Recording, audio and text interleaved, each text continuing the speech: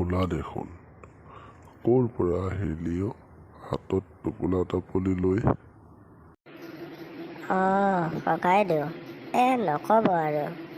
বানপানী ৰিলিফ দিছিলে, আনিব গৈছিলোঁ। কঁকালটো বিষাইছে, অলপ বহি লওঁ ৰহ ভোলা। হ'ব দিয়ক ককাইদেউ, অলপ বহি লওক। পিছে হাতত দেখোন বেলেগ কিবাহে দেখিছোঁ। ককাইদেউ, চিপছ এটা, পানীৰ হাফ লিটাৰ বটল এটা আৰু দুটামান চকলেট দিছে কাইদেউ। সৰুজনী ৰহিমলাৰ জীয়েক নহয়নে বাৰু? হয় কাইদেউ। আজিকালি শুনিছোঁ তাই বোলে চহৰত কোনোবা ডাঙৰ কোম্পানী এটাৰ কাম কৰে। এয়াই নেকি বানপানী ৰিলিফ? হয় কাইদেউ। এইকেইটা বস্তু লৈ আকৌ মোবাইল নে সেইটো পিয়াজ চলাই তাত আকৌ ফটো উঠাই কিবা বোলে এপিনে হোৱাটছআপত দিব।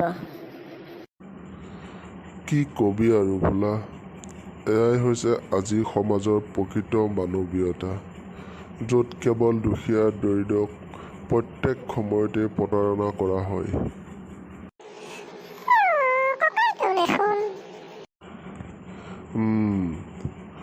তয়ো হ'বলা বানপানী ৰিলিফ আনিব গৈছিলি?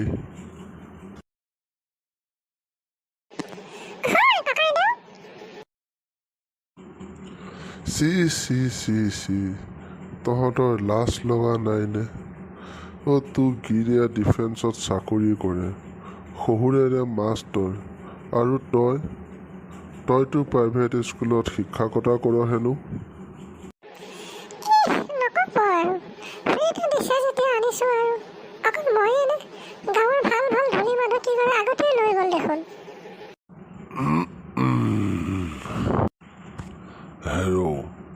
দুখীয়া মানুহখিনিৰ কাৰণে কোনোবাই নিজৰ সাধ্য অনুসাৰে কিবা এটা দিছে, তহঁতি তাতেই আকৌ তহঁতক দেখিলে বৰ ঘৃণা লাগে অ'। ককাইদেউ, আমাৰ দৰে দুখীয়া মানুহৰ পেটত চবেই লাত মাৰিব বিচাৰে। আমিনো কি ক'ম? আমি একো মুখেৰে মাতিব নোৱাৰোঁ, কাৰণ ৰৈ গলি যে ভোলা, ক আকৌ কি হ'ল?